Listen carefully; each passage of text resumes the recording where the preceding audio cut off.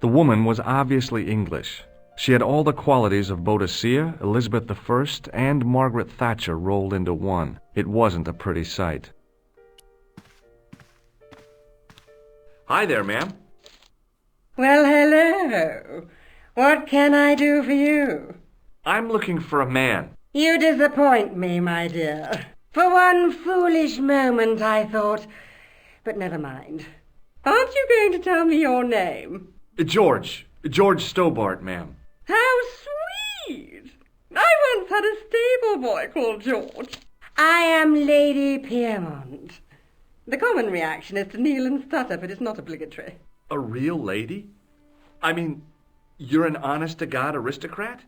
Oh, I don't know about that. Few of my ancestors are honest, not even to God. I can trace my family back to the Normans, but don't let that intimidate you, George. Beneath that impressive pedigree, I'm just flesh and blood. The blood may be blue, but the flesh is the plump beef of old England, so to speak. You appear distracted, George. Is there any way I can help you? Let me show you my tool. Can you think of any use for this tool, ma'am? I can think of someone I'd like to use it on. Do you recognize the man in this photograph? My God, it's him! That's Merlin! She represented everything I loved about the English. The lady was totally deranged. Merlin? You mean King Arthur's wizard? Good heavens, no! Monsieur Merlin is a fellow guest. Do you know what this is? At a guess, I'd say it was a clown's nose. That's right. It was worn as a disguise by a vicious killer. Ah, Mr. Merlin, perchance. That's him. How did she guess that? Does this tissue mean anything to you? I'm no shrinking violet, but that object makes me feel quite queasy. I just couldn't bring myself to use the buzzer on this dear lady. Did you know there's a gangster out front? What makes you think he's a gangster? The Italian suit and the bulge in his pocket? I know plenty of men with Italian suits and bulges in their pockets. That doesn't necessarily make them gangsters. The man you know as Merlin is a fake. What do you mean, sweetie? He's a murderer. He also uses the name Khan. I am shocked, Mr. Stobart. Shaken. I took him to be a gentleman, a man of honour. Do you know, I'd rather like to assist you in stitching him up. When did you last see Merlin? It was no more than an hour ago. He came downstairs and spoke to that clerk chappie. Something passed hands. I couldn't see what exactly. A briefcase? No, smaller than that. A bundle of papers, perhaps. The clerk put it in the hotel safe and Merlin went out. Are you sure you saw Merlin putting documents in the safe? Yes, darling, positive. I wonder what they were. Obviously something of great importance. Yeah, I'd sure like to get my hands on whatever it is. I'll bet they had something to do with Plantar's briefcase. Has Merlin returned to the hotel? No, he hasn't. Are you going to search his room? If I could get in there, I would. Are you here in Paris on vacation? No, darling, I'm on holiday. I needed to get away after Algy's funeral. I didn't realize you were mourning the loss of a loved one. I'm not. He was my husband. I'm sorry to hear about your husband's death. You wouldn't be if you knew him, my dear. It gave me the opportunity to take a well-deserved holiday. Daphne suggested a change of scenery. Paris, she said. A wild romance is just what you need to take your mind off the inquest. Well, the closest I came to romance was being wooed by a drunken Breton chef. I must say I was disappointed with his coq au vin. Not at all what I was expecting. I was thinking of cutting my holiday short, packing my bags and heading back to Hemel Hempstead. That was until last night. What happened to you last night? I was stricken, Mr. Stobart. Cupid's arrow has cleft my bosom. They couldn't really miss. It was just as I'd always imagined it should be. The intimacy of candlelight, romantic music tinkling across the room, and then a stranger's glance. Those brooding eyes, that suave manner. There's tight trousers. He was the man I'd been waiting for all my life. I'm glad he finally turned up after all these years. Ah, but it wasn't to be. He was merely toying with my affections. And if I ever catch up with him, he's dead. Who was the guy who led you on? His name is Merlin.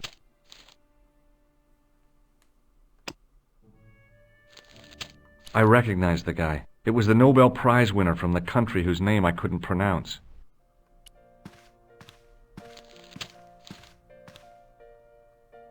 Excuse me, didn't I see your picture in the news? You're that Nobel Prize winner from some unpronounceable Eastern European state. Yes, that is me, in person.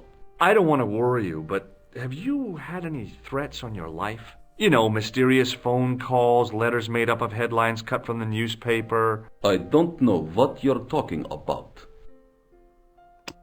Have you any idea what this tool might be used for? I cannot guess. Would it mean anything if I told you it was for lifting drain covers? Such technology fills me with wonder. Do you recognize this man? He calls himself Khan. Yes, I know this man. Why do you carry his photograph? I'm a private detective. What does this clown's nose suggest to you? In my country, we have no use for clowns. I'm glad to hear it. They were dealt with most severely in the last cultural cleansing. What about the mimes? Did you get them too? All gone. Our streets are mime-free. Sounds like heaven. Does this goo-smeared tissue mean anything to you? No, it doesn't. May I shake you by the hand? I do not shake the hands of imperialist dogs. Now, that's a real bad attitude problem you've got there. Do you know a guy called Plantow? I don't know anybody in Paris. Oh, well, this guy's dead anyhow. Why do you ask me about dead men? I have seen enough of death to last me a lifetime. I'm, sure you have. Way to bring the mood down. Have you seen a clown? I beg your pardon? The clown. A guy in funny pants. Have you seen him? My pants are from England, Marks and Spencer. They are a pleasure and a comfort to wear, with much support.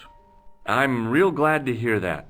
You know, it's good to know you Nobel Prize winners are human too. In my country, the people make do with string and egg cartoons. For pants? For everything.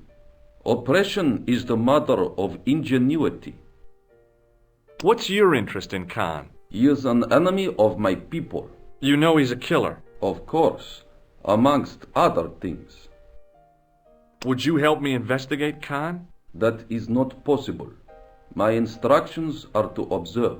I cannot jeopardize my position as an honored guest of this country's government. So, this man's government has asked him to observe Khan? That seems like Khan is quite notorious. Thanks for your help. Goodbye. For some reason, they've taken the ability to use his phone away, as well as Nicole's.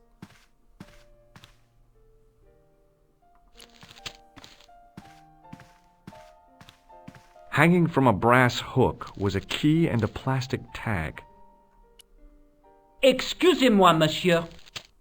What? You are trying to steal that key, no? No way. Hey, ne touche pas! Just looking. It was the register of guests staying at the hotel. There was no one registered under the name of Khan, but the name in the book for room 22 was Merlin. The clerk wore a disdainful expression like he'd been born with it. I want some information. Who are you, the police? I'm conducting a private investigation. Ah, I know only too well what you mean. That is one of the drawbacks of the catering business. When people book into an hotel, they leave their morals at home, no? What do you make of this tool? Stunning, monsieur. I bet you handle it like a professional. Do you recognize the man in this photograph? Yes, monsieur. That man is one of our guests. What name? I cannot tell you that. It's Merlin, isn't it? Alias Khan, the clown. I told you, I cannot tell you that. Do you recognize this red nose? No, monsieur. What do you make of this tissue? Do you wish me to dispose of it for you, monsieur? Hey, no! It could be useful. I'm holding on to this. As you wish, monsieur. Perhaps you would like a little plastic baggie to keep it in? Nah, it's fine the way it is. Are you sure? This is grease paint. Won't that get all over your pockets and such? Hey, shake my hand. I'd rather not, monsieur. I'm still sore from the shock administered by one of the guests. He was secretly concealing an electrical device in the palm of his hand. Practical jokes are so puerile, don't you think? Oh, yeah, sure. I'm looking for a man who dresses like a clown. This is a highly respectable hotel, monsieur. There are no clowns here. If you say so. Do you know a man named Plantar? No, monsieur. I'd like to retrieve something from your safe. Ah, oui, monsieur. May I see some form of identification? Like what? A driving license, perhaps? I don't drive. Your passport? I don't have it with me. I could show you my operation scar. I'm sorry, monsieur. I must have some form of unique ID. You won't find a more unique ID than my scar. I'm sorry. I must insist on a more traditional identification. Rats. We could try rats, but I don't think he would accept them. About the key hanging on the hook over there. Oui, monsieur. Which room is it for? Number 21. Is that room taken? No. The guests checked out this morning. I'd like to check into room 21. That is not possible. How come? You said it was vacant. It is reserved for another guest. Rats. No, monsieur. Dutch. Do you have a guest by the name of Khan? No, monsieur. Perhaps you would care to check the register. I already did. Hello, you know I am telling the truth. May Saint Armand strike me down if I lie. So why did we ask if we already knew? And we already know that Khan has checked in as Merlin. The man who calls himself Khan has a scar on his right cheek. Vraiment? I tell you, I do not know a man named Khan. Maybe not, but I noticed a change in his expression when I mentioned the scar.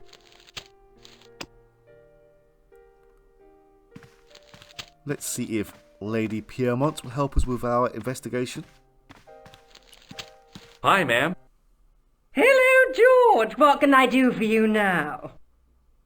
Would you distract the clerk while I borrow a key? Are you asking me to aid you in a criminal act, darling? Oh, no. It's the key to an empty room. And why, may I ask, do you wish to gain access to an empty room? Do you plan to squat? No, ma'am. Scouts honor? I was never in the Boy Scouts, ma'am. Oh, you should have been. What were your parents thinking of?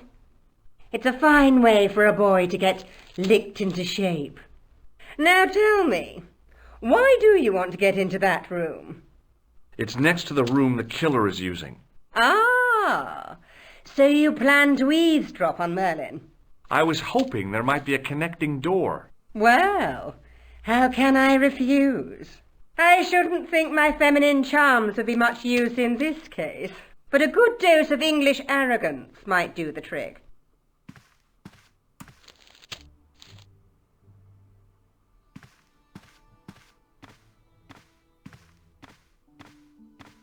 I say! You there! Flunky! Oui, madame. Listen carefully. You do understand English, don't you? But of course, madame. Good. I wish to deposit some jewellery for safekeeping. I understand. Are you quite certain? Oh, bien sûr, madame.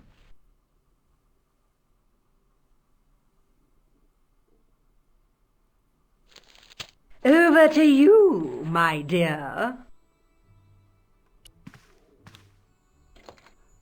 Thank you for your help, Lady Piermont, but please never mention licking ever again. If the tailor's description was correct, this was the killer's room. The sign on the door read 22.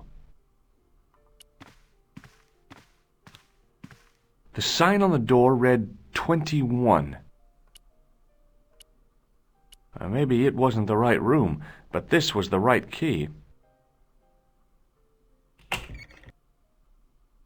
It was a massive mahogany wardrobe.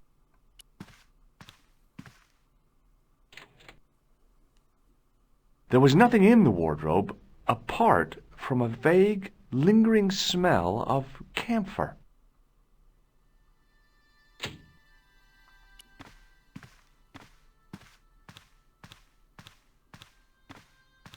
A cabinet stood beside the bed. The cabinet was empty, but it smelt of onions. No kidding, it really did.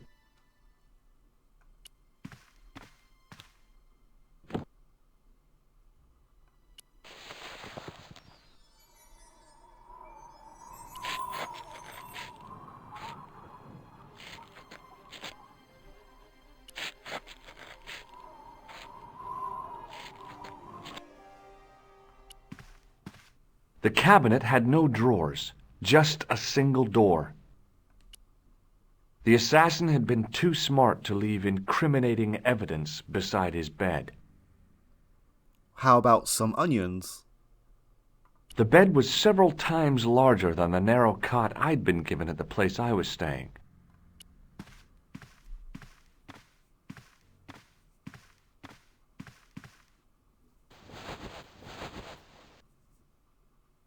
The bed was freshly made, and the crisp white sheets told me nothing about the killer's habits. It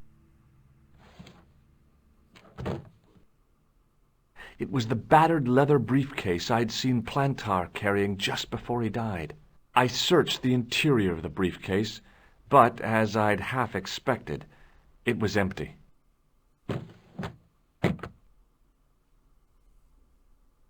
The closet was a solid, impressive piece of antique furniture.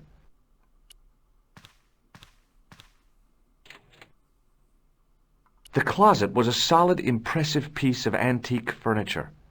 Okay, so we can't actually click on these trousers.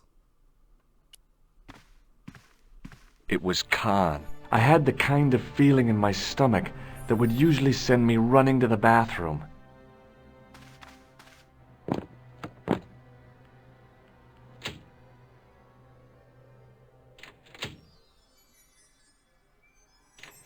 As Khan opened the wardrobe, I was sure I was dead. But he grabbed his pants quickly and didn't even see me. I didn't usually spy on men getting changed. But this guy was a killer, and I didn't want any surprises. He left his checkered pants on the bed.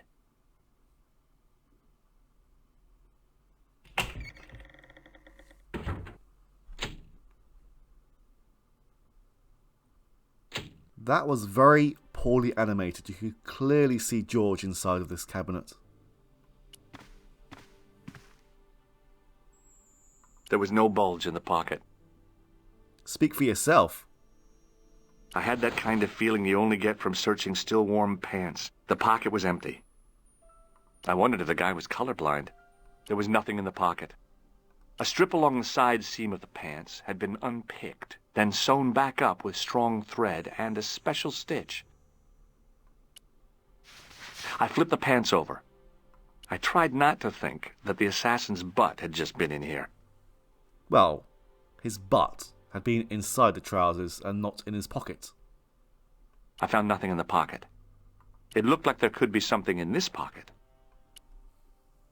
I found an ordinary matchbook, No matches, no clues. But as I pulled it from the pocket, a strong thread came with it. A thread with a metal tag on the end.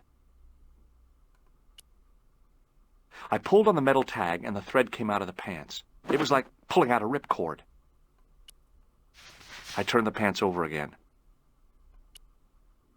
I searched the pocket gingerly and found a pass card. It read, Thomas Merlin, Gruber Electronics Corporation.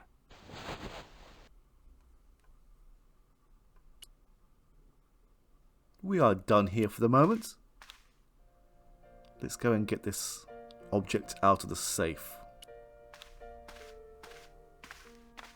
What now, monsieur? Do you recognize this key? That is the property of the Hotel Ubu. Correct. May I ask how it found its way from the little hook to your pocket? Would you believe it was put there by a poltergeist? No, monsieur.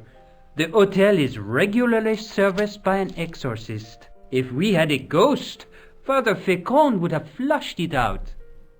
I suppose you want the key back. Not especialement. The room is vacant. Since you are so determined to conduct your little investigation, I won't stop you. Does this matchbook mean anything to you? No, monsieur. Does this pass mean anything to you? That is Monsieur Merlin's property. That's right. Merlin the murderer. I want to see what he's left in your safe. Impossible. I cannot betray his confidence, no matter what you say he's done. You're making a big mistake. Maybe. I can live with that. A murderer? Are you sure? Positive. I believe that we need to enlist Lady Piermont again. Hi, ma'am. Hello, George. What can I do for you now? Did I show you this photograph? Yes, darling. This is the key to room 21. That's next to the room taken by that rotten Merlin, isn't it? Yes, and it's vacant. Really? How convenient. Maybe it was my imagination, but I had an uncomfortable feeling about this situation. Yeah. I found this matchbook in Merlin's bedroom. It came from the Club Alamut. It might be useful to find out if that club is in Paris, George. I found this pass in Merlin's room. So, that deceitful little man is passing himself off as an electrician, is he? Uh-huh. This guy probably has a million faces. I showed the pass to the clerk, hoping he'd give me Merlin's papers, but he wouldn't buy it. He's too scared. I'll give him something to be scared of. Follow me, George!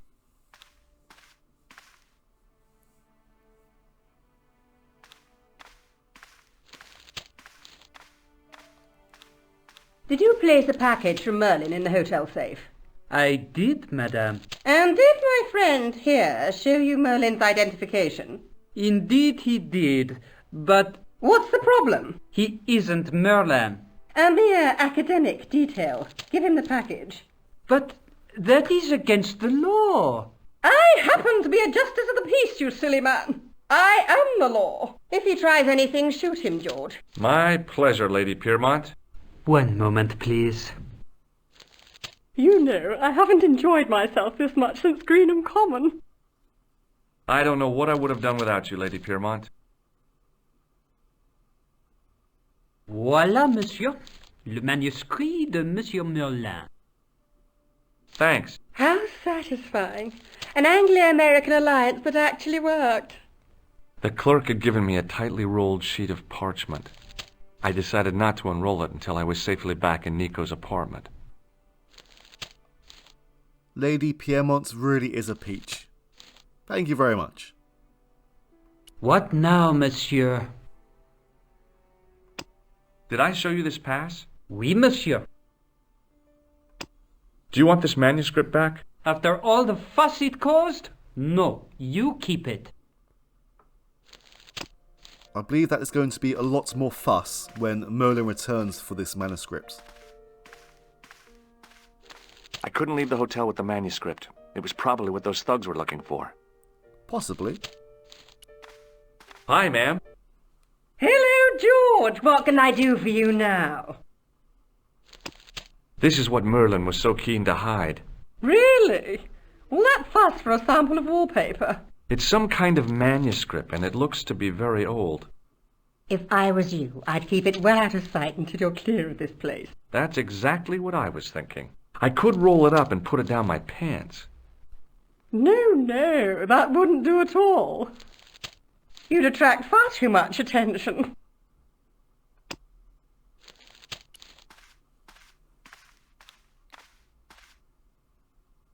Hello again. This is a photo of Khan, right? That is just one of the names by which he is known. Do you recognize this key? No, I do not. Does the name on this matchbook mean anything to you? Indeed it does, for Alamut was the home of the old man of the mountains. You do not know him? No, I don't. Do you recognize this card? No, I do not. Have you ever seen this old manuscript before? You know what it is, don't you? You are in great danger. Put the manuscript back and leave here. What's going on? I can say no more. Thanks for your help. Goodbye. Who is this guy exactly? And he says government, but who does he work for? The only way to get this manuscript out of here safely is to chuck it into this alley. I resisted a childish desire to toss things from a height. I knew this was no way to treat an ancient manuscript, but I couldn't let it fall into the hands of the goons waiting outside.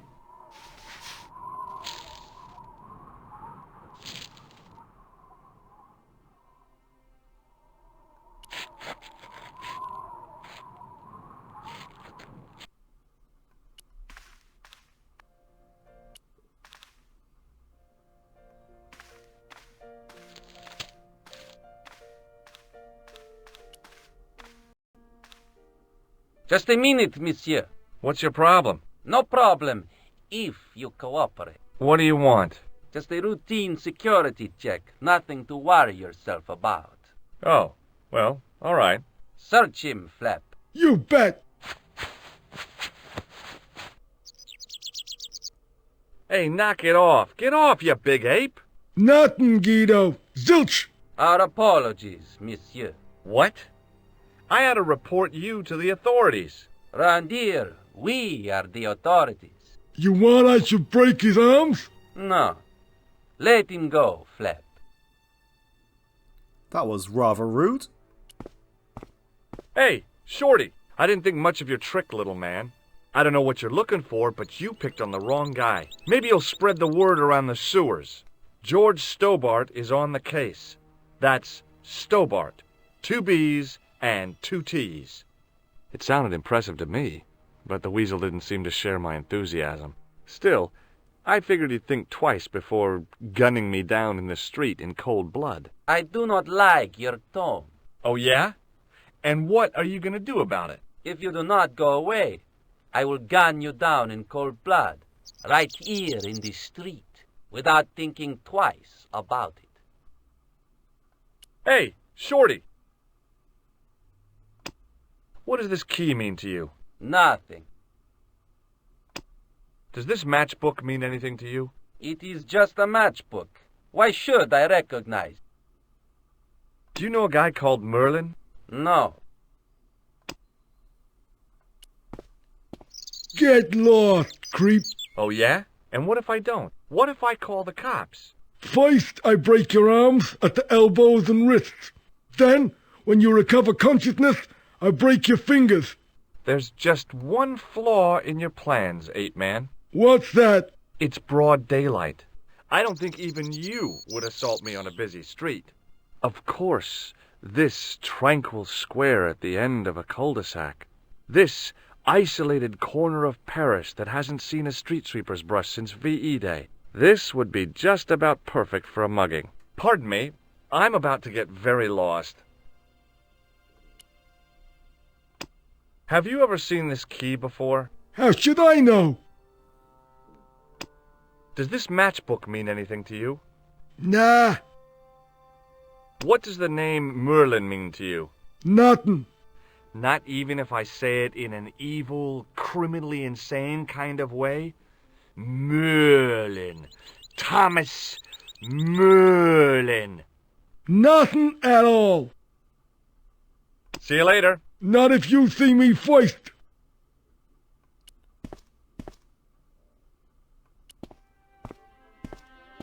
If the manuscript was what Flap and Guido were after, they were going to be disappointed. I couldn't wait to get back to Nico's apartment and check it out.